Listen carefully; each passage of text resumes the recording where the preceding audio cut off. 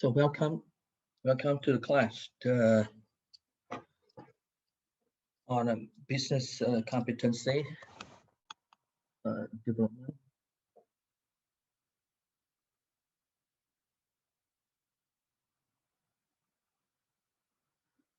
And so welcome to the class on business competencies development. We have talked about business competencies. We have talked about the requirements, the elements that are needed to be competent. You need three important elements, and one of them is the knowledge. Another one is the attitude, and when you continue utilizing and exploit your knowledge and attitude, you will form skill so that you can have the efficiency and you can have the capability to tap on more opportunities, which is exploratory and exploitative benefits and values that can be resulted from the knowledge and attitudes. And we have given you the assignments, which is on inductions and deductions, which the two approaches do have the attitudes. Okay, they do have two different types of attitudes, and in combination also have the attitudes. And the inductions and deductions do generate tremendous amount of knowledge. And so the inductive and deductive and exploratory attitudes and exploitative attitudes, or balanced use of exploratory and exploitative attitudes, or explore, then exploit, then explored again in sequential way, whichever way. And the way you look at the concept, the way you look at things behind your concept, we talk about the trilogies of strategies behind the concept. There is mental models in the working, and that mental models really kind of shape and forms your attitude. So business competencies, therefore, it's quite complicated. But anyway, if you can rely and utilize that business competency concept, eventually you can, if you engage it actively, you should be able to do it quickly and solve many tasks, functional tasks, business tasks, corporate tasks, affiliation tasks, alliances tasks, value change activity tasks, innovation tasks, and so on and so forth. And competency is one thing, but to do that, you need resources, right? So, for example, if when we talk about competencies of a human being, of an employee, which is quite easy, it is your personal issue. Maybe it's a little bit complicated if you're working for, you're an employee working for a company. So to be able to utilize that knowledge, attitude, and skills you need to understand the nature of reality. And I have given you the assignments on ambidexterity, which is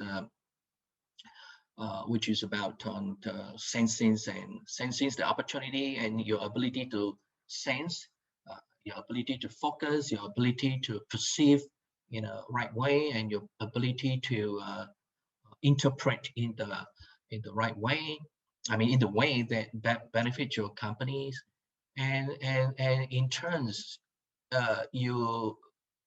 once you perceive and interpret correctly. For example, you have been going through a lot of SWOT, SWOT analysis, and really SWOT analysis is really nothing but the one way of allowing you to sense opportunity, sense the threat, sense your presence, competencies levels, which is strength and weaknesses, and sense by doing those sensings of your opportunity, you then try to combine them, right?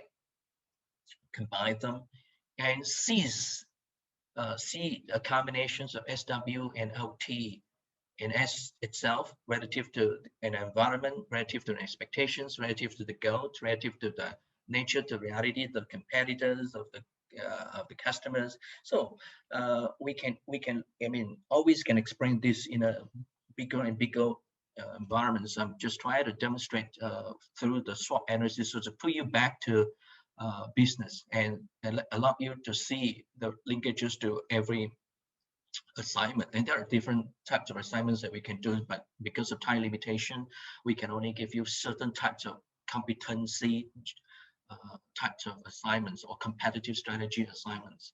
And so to build your cognitive capabilities, so you can yeah, slowly do other types of assignments. Anyway, coming back to SWOT. And so once you sense, you focus on your business realities, and you try to sense through the perceptions. So you need to know the perceptions of everybody brainstorming, and then you interpret all those perceptions correctly. Sometimes everybody perceive this, perceive that, but the collective interpretation is a different story. So there is a collective synergies, there is a cultural issue. You know, all these are antecedents or factors that influence the way your organization thinks. So it's a huge issue. It's never-ending issue. Business competency, competitive strategy, and or business research are very complicated issues. You can talk and talk and talk, and it's never ending. But at the end, you need to seize the opportunity, and that is what we mean by ambidexterity. And you have to be very competitive, differentiated, ability to let you win. Win not by harming other people's, win by in the sense that allow you to continue to generate the profit and fulfill your vision. And so that is called seizings. That means that you have to put it into strategic choices. You have to be able to come up with whether this SWOT, what kind of strategies would be your choice. And based on those strategy, then you start to invest on, right? You start to invest on to seize, not only at the strategic level, you have to seize through activities. And that is what we mean by competency. You have to go all the way from cognitive to behavioral competencies. And you have already learned from your value, customers' value propositions, developments competency, co-creations competencies, and from the perspective of the customers that determine and evaluate cognitively, behaviorally, and normatively, and so on and so forth. And so you have to really, therefore, move from the sensings of SWOT to seizing through the strategic choices and moving to reconfiguring, putting the resources in organized way. VRIO. I have to talk about it a couple of times, or maybe through the papers or whatever, or maybe you will learn more when the time comes, which is a competency or a competence. Competence and competencies are slightly different. Competencies, just like what I have told you, seen in this graph, knowledge, attitude, skill, that will allow you to demonstrate your competence. You have competencies in financial accounting. You have competencies in or certain perspectives of the value chain. You have competency in the supporting role of the value chain, or you have competencies in the productions for primary activities of the value chain. But and that is very task specific. But in combination, and if you at the organizational level, in combination, when you're able to use your resources and competencies of all the employees and putting into organized utilization, and has the ability to compete with the competitors, and that gives you the competence, business competence. So what kind of things are you competent? That is like core competence, right? Okay. Well, if you really do not really want to go into the details, then then there is then you think there's don't need to worry about the differences between competencies and competence. Okay, there are subtle differences. The capabilities is the overall of your competency. So you know how to, your competence. You have competencies in Excel. You have competencies in material requirements planning. You have competencies in master productions planning, or MPS, master production scheduling, and you have competencies in customer relationship management, your competencies in computer programming, your competencies in the wastewater treatment, your competencies in engineering, maintenance, and the total quality management. In combination, collectively you have that capabilities, a capability to solve a business issue, a capability to deal with uncertainty, a capability to farm knowledge to help you reduce the complexities of the world. And so you have the capability to deal with all the VUCA worlds and things like that. So capability, it's more of a collective competencies that you have, and allowed you to make use of all the resources. So, your ability to make use of every resources, financial resources, production resources, external information, data, and you kind of have a capability to deal with all these issues. It's something that you do not know, that you're going to face in times come. And more specifically, when you're trying to win in a competition, then we are talking about we're talking about ability to, let's say, win the customers through value propositions, delivery, and then we are talking about that kind of competence, business competence or business competency. So if you do not want to know the subtle details, you can always say business competencies or business competence, but bear in mind that at the level of value creation, that is at the business level. So there is a business competency at the individual level. We call it competency, but there is a business competency at the business level, such as your ability to position your values in the company. In the market. That kind of overall situation, we can give it a name called business competence.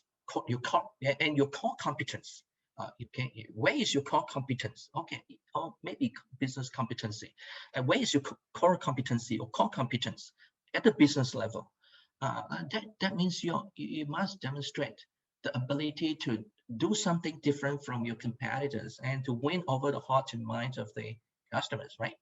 So this is some subtle details. Okay, so you as students in business administration, you're supposed to not only focusing on the individual task level, your vision has to be at the company's directions, business directions level. And therefore, the assignments that you do, you have to be very sharp at the business competitive level, not at the small little issue level, which I see from assignments. Okay, so these are the things that we have discussed, and active engagement is very important. Active engagement is very important because if you look into perspective of the business competitive strategies, one of the important criteria, one of the important perspective in competitive strategies is called time-based competition. Time-based competitions. How are you going to move your product to be the first one in the market? How are you going to be the first one that creates a certain product and service? How are you going to be the first one that has the best computer chips in the world? And that kind of the time-based competition. It's you are exploitatively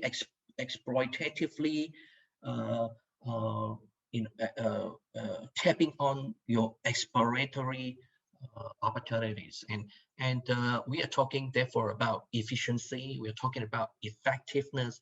Through efficiency, build your effectiveness. That is another strategy. True effectiveness means utilizing your knowledge and attitudes and all your resources.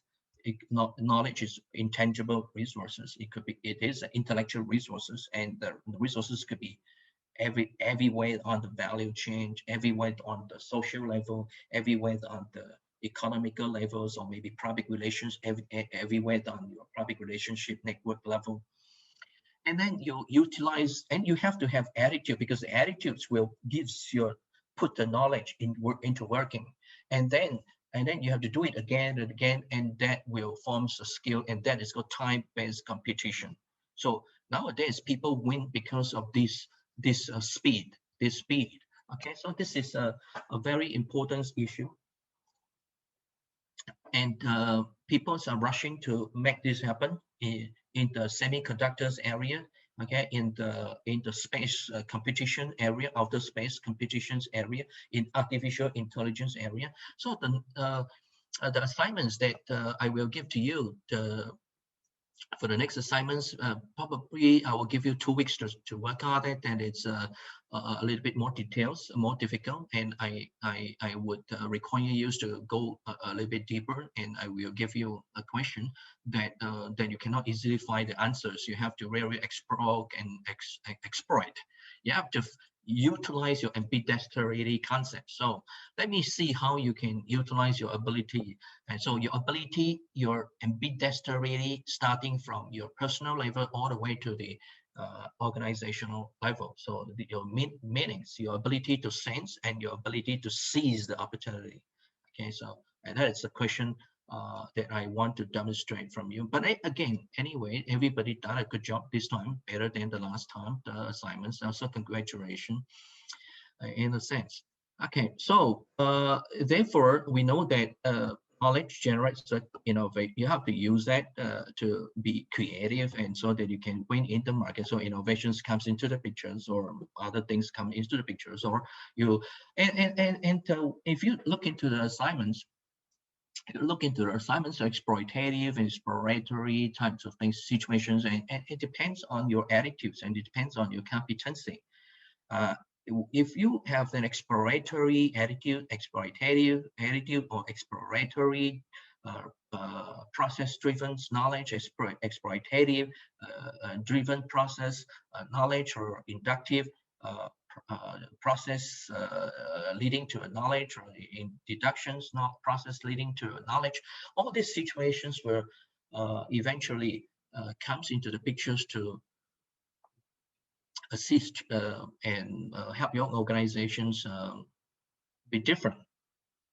Innovation be different, and it could be innovation in many different ways. You could innovate on product, you can innovate on services, you could innovate on processes, you could innovate on administrations, you could innovate on your concepts, and you can innovate on the relationship with your external world. You could innovate on your platform, you could innovate on so many other issues, and so and innovations deals with attitudes, resilience, courageous, well, risk taking, and and willing to invest time, spend more time on it, thinking about it, and so on and so forth. So again, innovation itself is a competency. So I assume that it's not necessary for me to always teach you all these little things here and there. You're supposed to be able to link whichever I teach you, starting from the beginning to everything that happens and pops up on your in front of you, such as when I talk about exploitative, something is supposed to be able to link. When I talk about innovation, it's supposed to link. When I talk about this or that, competitive advantages, whatever, it's supposed to link, because it's all the same thing. And so, knowledge is very important, because if you look into the whole world, if you look into the whole world today, the whole world is driven by knowledge. Okay, so this at the beginning is the knowledge, and we are being controlled, we are being conditioned by all these universals reality. And so this universal reality is a conditions world, meaning something causes something to happen. This conditions happening, you already have the seed of causes, and therefore plus the conditions, things happen, and you produces the result. So if you want to be, for example, if you want to be exploitative, to take on exploitative advantages or exploratory advantages, the causes must be there. That means your culture must be there, your condition must be there, or not the cost. I mean the conditions of your for that seed of innovations to happen must be there, and that is this realities of the nature. And so the knowledge, because knowledge from the science perspective, from the science perspective, knowledge is um, not it's just a possibility. It's just a possibility. So whichever things you write, whichever assignments that you write and write and write. This graph tells you, or the science graph tell you, that knowledge is condition, knowledge is possibilities. Okay, it's possible for that particular condition and situation. It is not possible from another perspective and another angle of understanding. So, so strictly speaking, science says there is no 100%. You don't have 100% ability to know the truth. You don't have 100%, so you cannot get A. Strictly speaking, we all cannot get A in the class. Strictly speaking, from this universal rules or regulations, or the scientific world of rules of regulation. And so different angles of looking at it, and has been proven by the quantum physics, which is more than the traditional Newtonian physics or Newtonian mechanics theory of computation.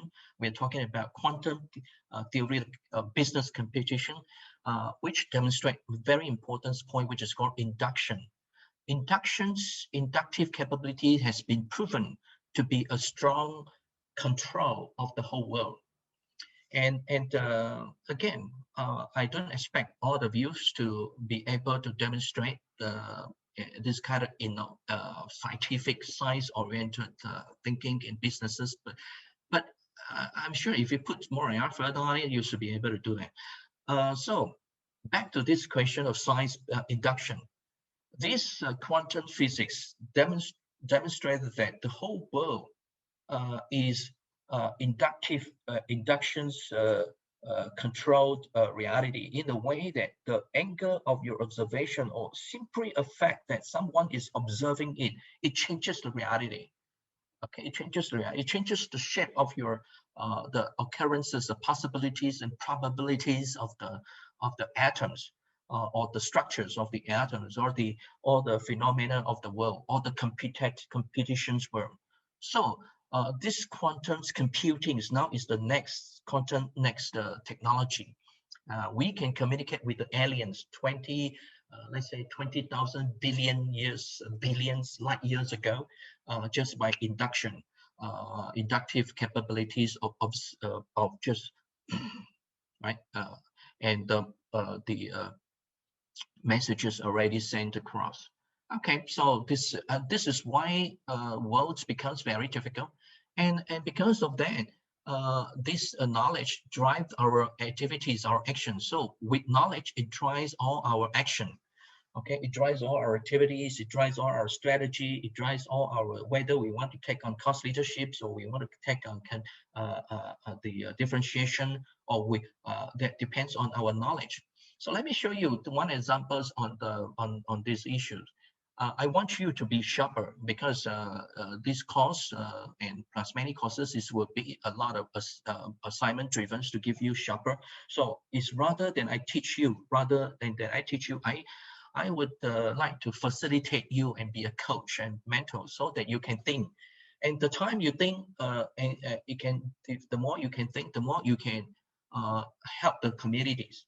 If you keep on copying the concept, Googling without able to think and combine and make use of it, then there is no benefit, because the world will be competitions. And if you work in a company, the CEO would not be happy if you just Google, and that means that your job is repeated, it's just copy. So according to the competency based theory of competitions or resource-based views of competition, which is VRIO, meaning certain competency that has competitive advantage. This is how we deal with links to the competitive strategy, which is VRIO. That means your competencies or your resources has that competitive advantages when you have the valuable, when they are valuable. And valuable means what? If I ask you a question on the linking to ambidexter already, valuable means that you have ability to sense and seize. Anything that you don't have the ability to sense and seize is not valuable. So it means that you have to deal with the opportunities and deal with the threat. And that is a fundamental concept on valuable. And we call V, right? R means rare, you have, nobody else has. I means inimitable, nobody else can copy it. And then the O means organize. You organize them into a model. You organize them into a structure. This is organized. So by organizing, you know the situation. Then you can break through. You can govern it. You can break through it. You have a systems to follow. This is what we mean by ISO 9001. So ISO, we will have a couple of couple of sessions and research. The assignments on ISO 9001, which if you go and train by yourself, it's going to take a couple of the maybe 100,000 baht, but for you, it will be for free.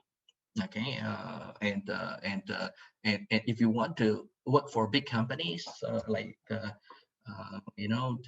big C's or the CPF, all those big companies in the world, you have to know the ISO 9001 quality management system.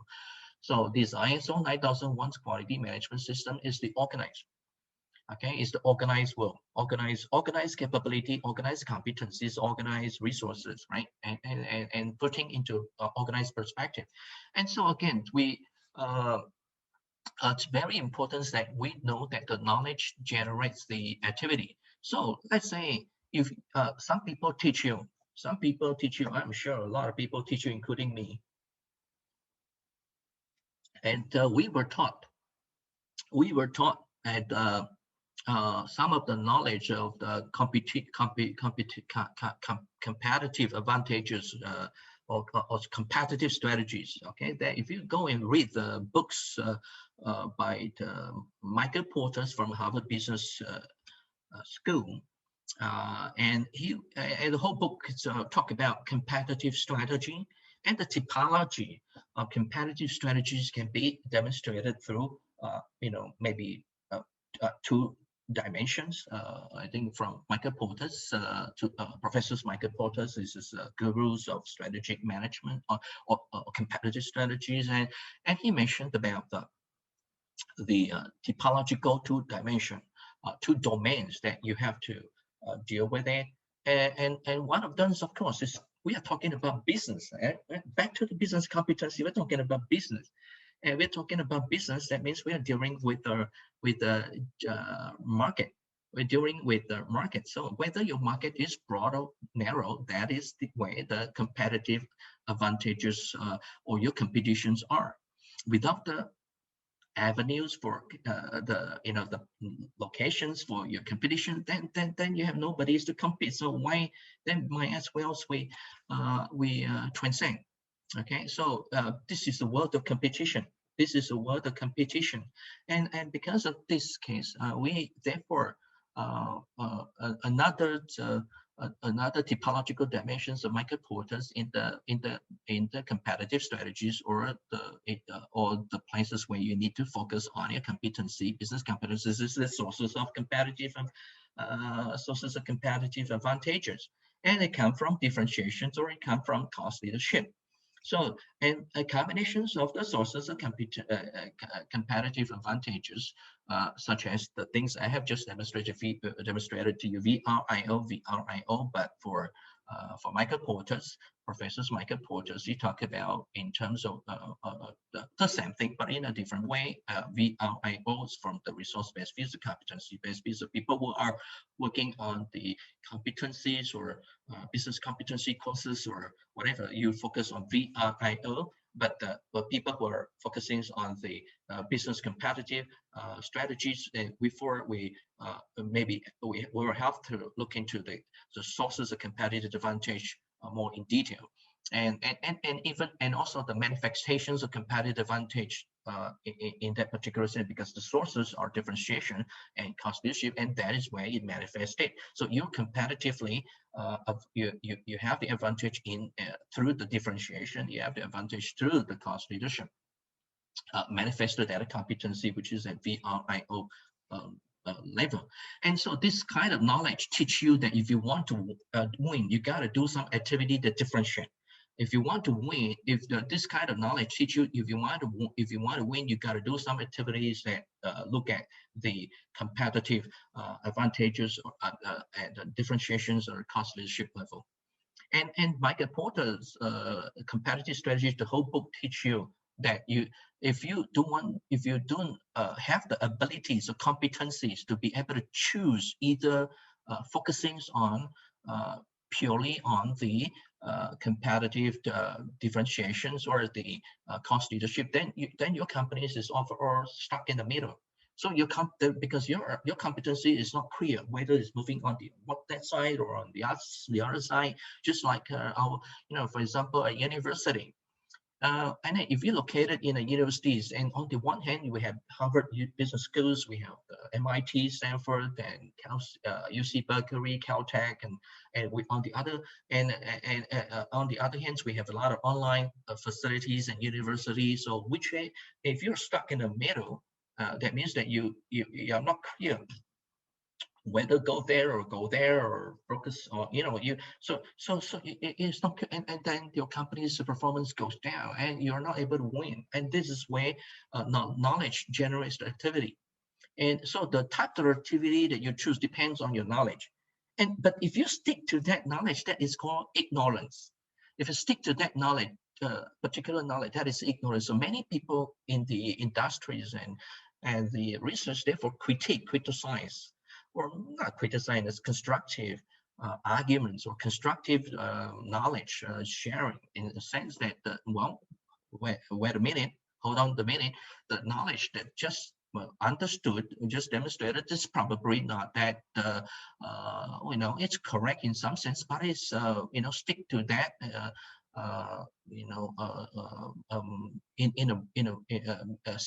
sticking to it ยึดมั่นถือมั่น ภาษา Thai, it's probably not the right way, and it becomes a delusion, ignorance, avijja. And so therefore we have to, some people say, what it is, if you do not have a clear-cut competency, whether move that differentiations or to the constitution, that is stuck in the middle for sure. That okay, we agree with Professor Michael Porter, but it doesn't mean that we cannot combine with the competency. So we can combine them in a very unique way that allow us to differentiate and allow us to also have the cost leadership. So we have the differentiations and we have the cost leadership. So we have huge profit in here, and this is not stuck in the middle. I'm one foot on two boat, right? No, we are not like that. We want to have one boat has two. That means we are not stuck in the middle, right? We're not stuck in the middle. And so then because of that, your knowledge change, your activity change, right? And so we can therefore have differentiation and have the cost leadership. And that is what new knowledge of blue ocean strategies come into the picture. So the competencies of blue ocean strategies demonstrated that you got to focus on value creation, and a value creation from the blue ocean perspective, blue ocean strategy perspective, which is different from the red ocean perspective, is that we should target, not we will, or we stuck in the middle when a concept, a paradigm. We must demonstrate that we have the capability to differentiate, and at the same time in the cost leadership. But we will do that through value creation, value innovation. That value innovation is that we innovate the value by demonstrating some processes and competency and that is able to help us in differentiate at the same time reduce the cost. That creates a new market, that creates a new business, that creates a new concept, that creates new activity. So this is called exploitative and explorative in a competitive business competitive sense. And so again, your assignments, I do see a lot of improvement, but you have to continuously improve your conceptual understanding at the business level, not at the a little functional mathematical level. So you have to bear in mind, we are business people, we are businessmen, you're a future CEO, right? I was the past vice presidents and group technical managers from conglomerate companies and or engineers or the scientists, but you are a future CEO. We are past CEO. You are future CEO.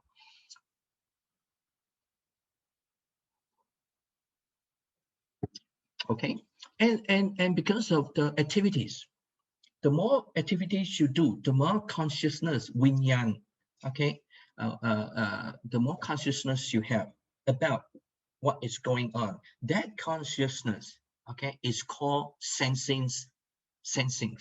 Okay, that is the ambidexterity.